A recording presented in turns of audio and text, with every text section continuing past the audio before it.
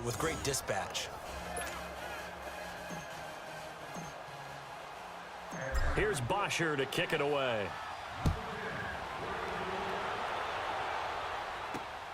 This one fielded at the 5. And he'll take this across the 25. Couple extra yards up to the 27-yard line.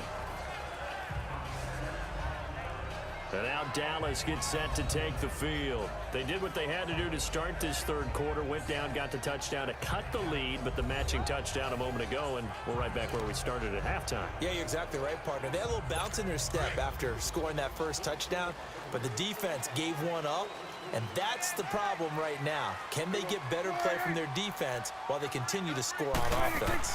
They'll try and get the running game going with Elliott. And they will stop him after a fairly minimal pickup. Tackle made by Devondre Campbell. Well, it's time for them to be good teammates right here. And what I mean by that is possess the ball for a little while. Get at least 2 first downs. Give their defense a chance to settle down a little bit after they give up a touchdown.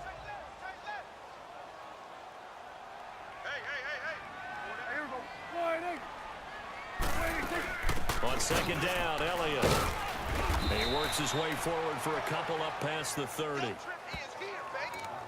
2 yards on the first down carry, and then followed up by 2 yards on the second down carry. Well, that's definitely not going to be enough to get the job done. Wasn't the expression 3 yards in a cloud of dust? Now they're going to need 6 on third down to keep the drive going. And there is Amari Cooper, his first catch. And eventually taken down, but how about that athletic spin move we saw? Gives him the first down yardage. He decided to run a hitch route. It really helped to have a guy who can turn it loose. And, boy, he rifled one in there on that one. Not much run after catch, but it worked really well. Now a play fake here on first down. That's complete. The former basketball star, Rico Gathers. A nice pickup there of 11 yards, and it'll move the sticks.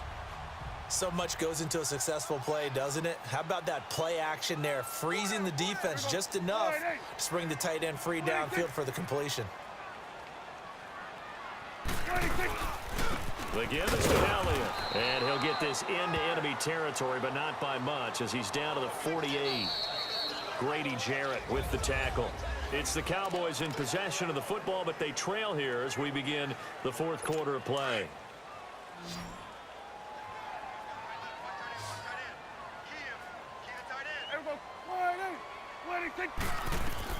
Prescott now on second down. It's caught right side. It turns.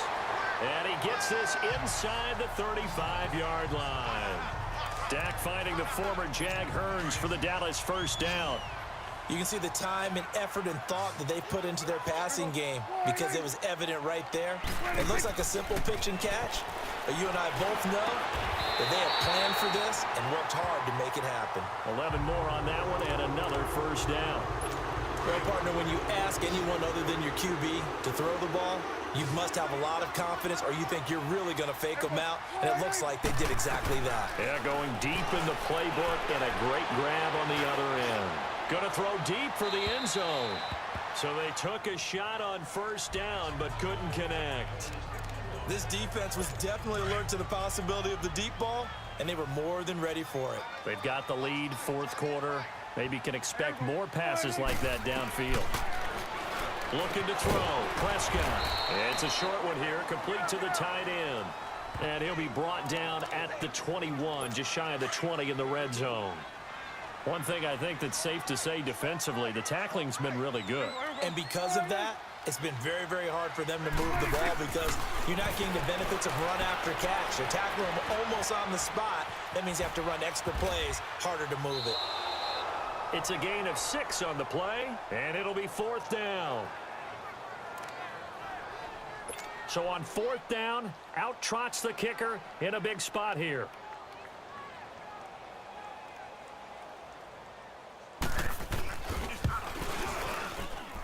And his kick is good.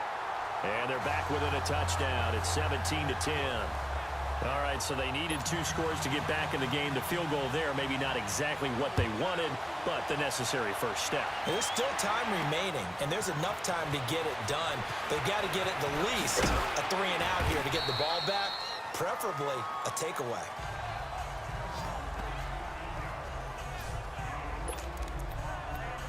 Atlanta now coming out on the field. They're holding on right now to that slim advantage in a one-score game. And you hear a lot about 2-minute offense and 4-minute offense. Obviously, the 4-minute offense applies here. How do they run that effectively? Yep. A big seam, and he might go all the way. And all the way down to the 35. A big-time play there for the Falcons. 41 yards on the ground. So that changes things a bit. Here's a 1st and 10 all the way down at the 35. Right back to him on 1st down. And he's going to fight his way forward here for a modest gain. Give him 4 yards there. It'll be 2nd and 6.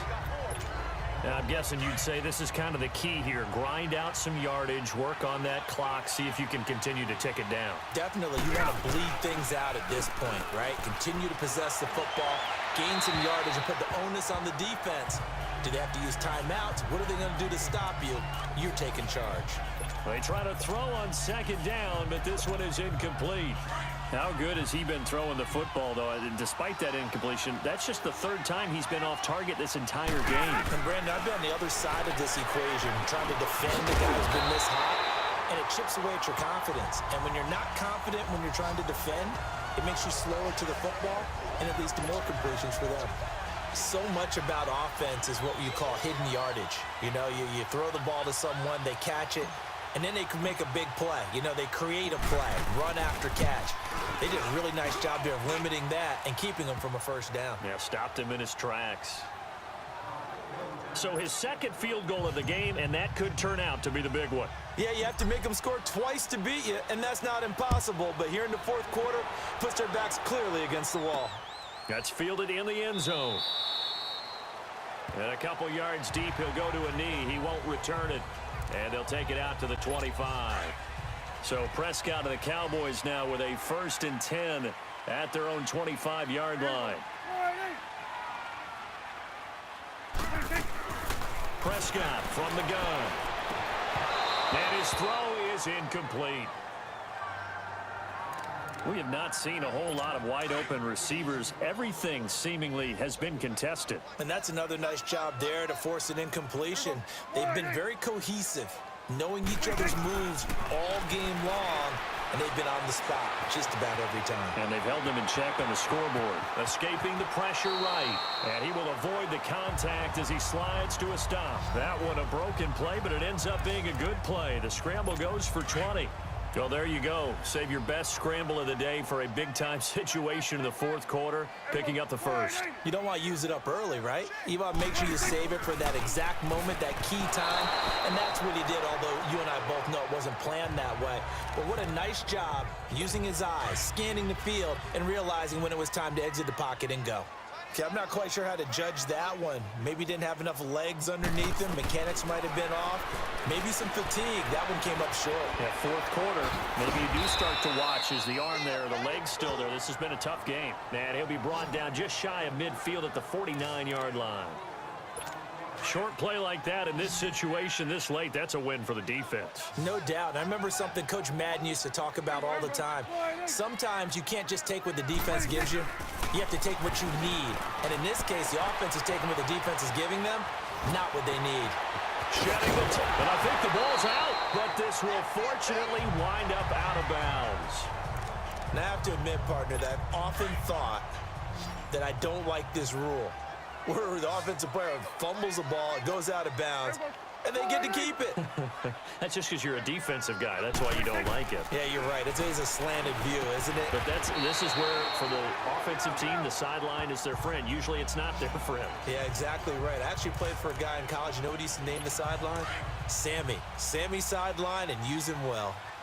Nothing fancy on 1st down, but a very consistent type of a play. Hit that slant. A lot of people call it an extension of the running game, and it can be if that pass is completed, because you hit a guy on a run like that, you often can go for big yardage. Sets him up nicely for 2nd down, staying ahead of schedule. Time for a break. So the Cowboys in possession of the football here as we get you reset. They've got a 1st and 10 as they search for a late score. Here's Prescott. And avoids the contact by sliding. Give him 3 on the play, and it'll be 2nd down. The Cowboys looking to get going again in a hurry. Now Prescott. This is caught. 9 yards on the play there, and it sets him up 1st and goal. First down now, but that clock rolling. Prescott. And this is caught down for a late touchdown. So hold everything here. This one's not over yet. I'm not sure win-win is the proper term here, but it certainly felt like it. They got the touchdown they needed. But if I'm on the defensive side of the ball, okay, you got the touchdown, but it sure took you a long time. Yeah, because offensively, though, you're probably hoping for a 1 to 5 play drive. That one ate up a little more time than they were hoping. You're exactly right, and if you have that 1 to 5 play drive, you actually build up momentum and even more hope.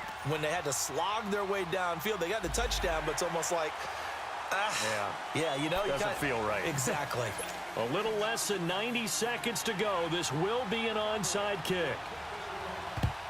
And a good job here by the Falcons. Their hands team able to recover it. A tough one there. They certainly wanted that when they needed it, but they didn't absolutely have to get it. They still do have 3 timeouts. You're exactly right. They had to attempt it.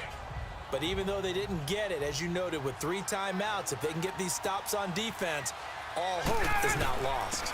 And the drive starts with a handoff to Coleman. And he'll be taken down, but not before he works it past the 50. And now a timeout called by the Cowboys defense. And they'll be disappointed to have to burn one there after giving up the first down. Running game working. They'll stick with it on first down. The Cowboys going to use their 2nd timeout now, as they'll talk things over prior to this upcoming 2nd down play. Have to imagine this will be on the ground as well as they come up 2nd and 7. And they'll go with the ground attack here. Got some real estate inside the 30 and all the way down to the 25-yard line. And now we're going to get a timeout here called by the defense, as they'll head to the sideline and talk over what to do next. And they'll try the ground game here with the running back. And he's going to have just a couple here with a marker on the field as well. Holding offense. So on the big tight end, holding.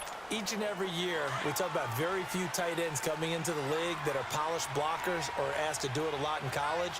So it's a constant struggle and a constant fight to learn how to do it without holding. And a short gain down to about the 33.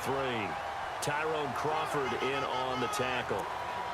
But they picked up a little bit of yardage there, and now, in this situation, should be in no hurry to run a play really fast. Let the clock wind down.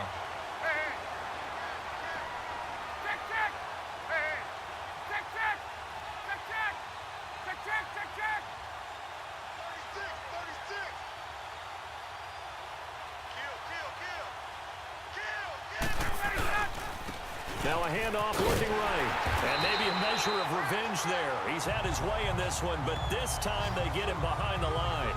It'll go as a loss of a yard, and it'll set up 3rd down. Charles, why didn't they just take the knee there? You're asking the question that I'm asking as well, because we've seen a lot of football where coaches decide maybe they get a little greedy. I don't know if they're doing it for stats or for what reason. We've seen it happen in college. And how about in the NFL? The miracle at the Meadowlands. All they had to do was take a knee and the game was over. The Giants ran it one more time. Ball popped free. Philadelphia picks it up and wins the game. What year was that? 1978. I think it was in November.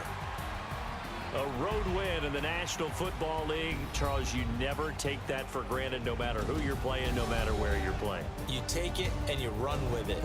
And you know you prime the pump all week in your own home facility. No one thinks we can do this. Only people who believe are right here in this room. And then you go on the road, band together, and get it done.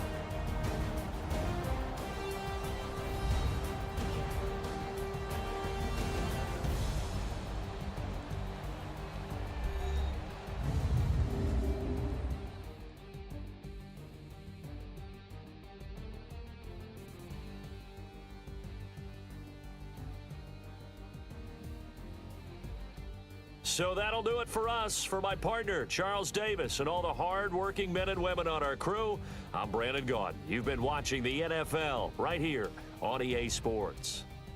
With that, we say so long from Big D.